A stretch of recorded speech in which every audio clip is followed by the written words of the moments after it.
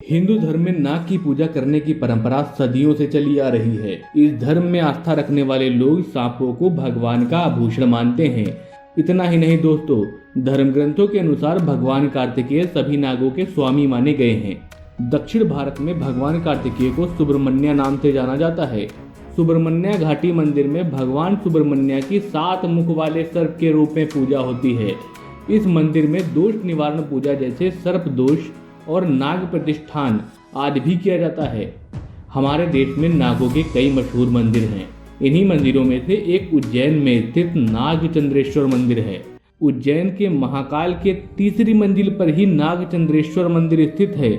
इस मंदिर की सबसे बड़ी खासियत यह है कि इसे सिर्फ नागपंचमी के दिन ही दर्शन के लिए खोला जाता है। इस मंदिर से जुड़ी तक्षक राज की कहानी मिलती है। कथा बताती है कि तक्षक ने महादेव को प्रसन्न करने के लिए घोर तपस्या की और तपस्या से प्रसन्न होकर महादेव ने तक्षक को सर्पों का देवता बना दिया। साथ ही तक्षक को अमरत्व का वरदान भी दिया। इसके बाद नागराज तक्षक महादेव के साथ ही रहने लगे, लेकिन महाकाल में निवास करने से पूर्व उनकी एक मनसा थी कि वो एकांत में हों तो उनके एकांत में कोई विघ्न न डाले।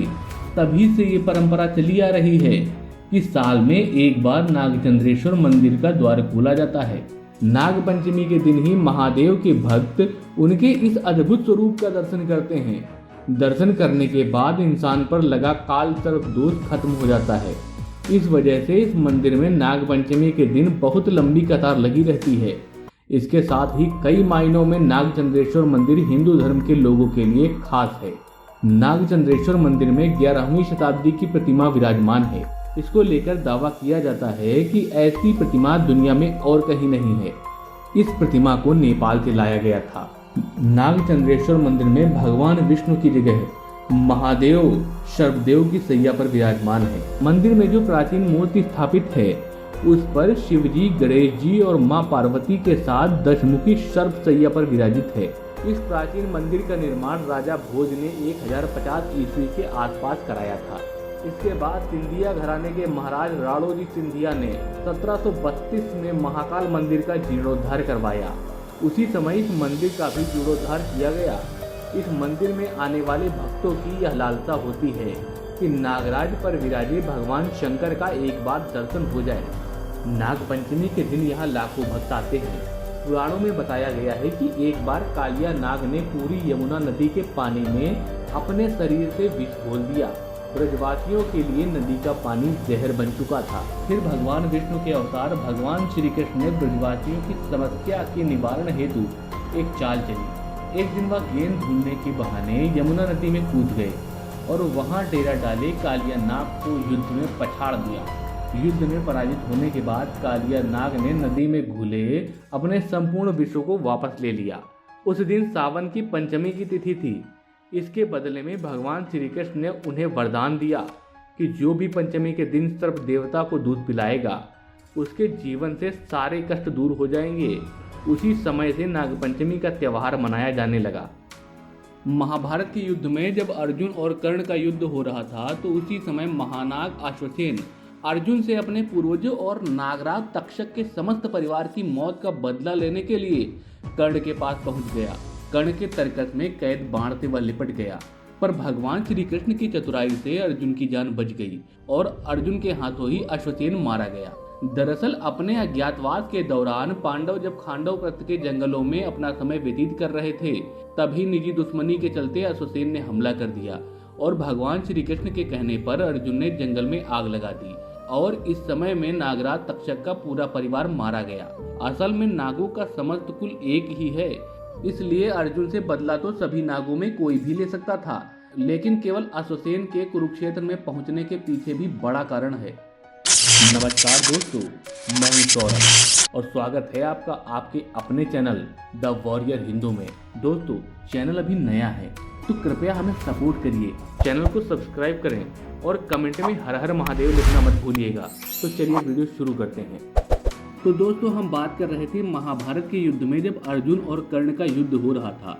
तो दोस्तों, अनंत, वासुकी, शेष, पद्मनाभ और कंबलनाग तथा शंखपाल, धृतराष्ट्र, तक्षक और कालिया, इन 9 नागों का महत्व तो इतना है कि विशेष सुबह और शाम इन नामों का पाठ करने से विष का भय नहीं रहता है और पाठ करने वाला सर्वत्र विजयी होता है।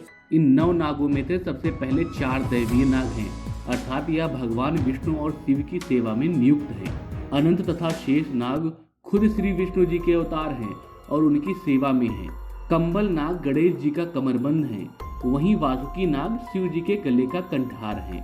इनमें से कालिया नाग को खुद श्री कृष्ण ने अपने बाल्यकाल में अनुग्रहित कर अपनी सेवा में ले लिया था, इसलिए श्री कृष्ण कालिया के भी स्वामी हैं। और शंखपाल महालक्ष्मी और कुबेर के खजाने की रक्षा करता है। तो तक्षक की अर्जुन से निजी दुश्मनी थी, उसके कुल और राज्य को अर्जुन ने खांडव वन में दहन किया था। किंतु एक तो अर्जुन के रथ पर स्वयं श्री कृष्ण सवार थे, अर्जुन को श्री कृष्ण का समर्थन तथा आशीर्वाद प्राप्त था। दूसरे अर्जुन देवराज इंद्र के पुत्र थे और तक्षक देवराज के मित्र थे। तो इस अवसर पर उसने खुद जाना उचित नहीं समझा, वह जाता तो श्री कृष्ण उसका अंत कर देते। लिहाजा उसने अपने कुल के अन्य नाग अश्वसेन को भेजा, जो अर्जुन से बदला लेने का मौका ढूंढ ही रहा था। यदि तक्षक अपने कुल से न जाता तो स्वयं धृतराष्ट्र को उतरना पड़ता, किंतु महानाग धृतराष्ट्र ने ही कुरुकुल में महाराज धृतराष्ट्र के रूप में जन्म लिया था। महाभारत का युद्ध महाराज धृतराष्ट्र की महत्वाकांक्षा के लिए लड़ा जा रहा था, किंतु कोई भी राजा खुद युद्ध में उतरने से पहले सेनापति को भेजता है। यही हुआ और अश्वसेन को युद्ध में भेजा गया। अश्वसेन यह सुनकर अपना पूरा बदला लेने की मंशा से अर्जुन की ओर उड़ चला। श्री कृष्ण ने अर्जुन को सावधान किया और आदेश दिया कि इसके प्राण हर ले। अर्जुन को खांडव वन जलाने के पाप से मुक्ति नहीं मिली, तो वह कलंक उसके पोते परीक्षित पर चला गया। कहते हैं परीक्षित को खुद तक्षक नाग ने डसा था। तक्षक नाग ने इसलिए डसा क्योंकि इसके पीछे श्री कृष्ण की ही इच्छा थी। अर्जुन और श्री कृष्ण के कुल को जिस कारण श्री कृष्ण ने ब्रह्मास्त्र और नागास्त्र से बचाया वो पूरा हो चुका था, इसलिए यह श्री कृष्ण जी की ही इच्छा थी कि तक्षक अपना बदला पूरा करे। और तक्षक के यह करने से महाराजा परीक्षित के पुत्र जन्मेजय ने धरती के समस्त नागों को यज्ञ में आहुति देने का निश्चय कर लिया और वह आहुति देने लगा। तब तक्षक नाग ने स्वयं भगवान श्री कृष्ण की शरण ली।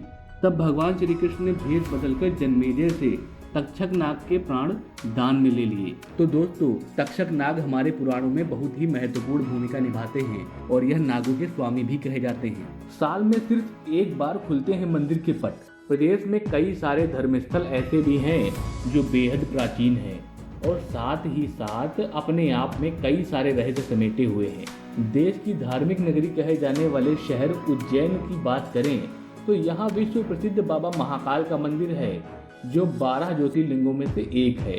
साथ ही इस मंदिर के ठीक ऊपर भगवान नागचंद्रेश्वर विराजमान है। इस मंदिर का कपाट साल में सिर्फ एक बार ही खुलता है। नाग पंचमी पर खुलने वाले मंदिर के पट विधि विधान के साथ खोले जाते हैं। मंदिर में विराजमान भगवान नागचंद्रेश्वर के दर्शन करने वाले श्रद्धालु दूर दूर से धार्मिक नगरी उज्जैन पहुंचते हैं। ऐसी मान्यता है कि इस मंदिर में भगवान नागचंद्रेश्वर के दर्शन करने से सभी कष्ट दूर हो जाते हैं और सुख समृद्धि की प्राप्ति होती है। नाग पंचमी श्रवण मास के शुक्ल पक्ष की पंचमी को मनाया जाता है। नाग पंचमी हिंदू धर्म में नागों की पूजा करने का बहुत ही पवित्र त्योहार माना जाता है।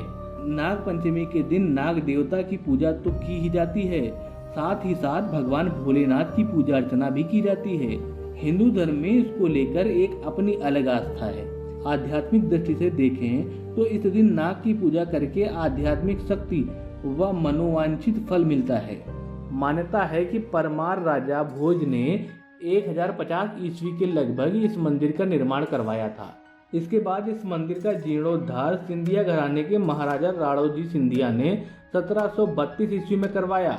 यहाँ के लोगों की बस यही कामना होती है कि बस एक बार नागराज महादेव अपने दर्शन दे दे। तो दोस्तों, आपको नागचंद्रेश्वर के रहस्यों पर आधारित यह वीडियो कैसी लगी, कृपया हमें कमेंट बॉक्स में ज़रूर बताइएगा। और ऐसी ही इंफॉर्मेशनल और मिस्टीरियस वीडियोस देखने के लिए हमारे चैनल को सब्सक्राइब जरूर करिएगा और वीडियो को शेयर करना नहीं भूलिएगा। जय हिंद, वंदे मातरम।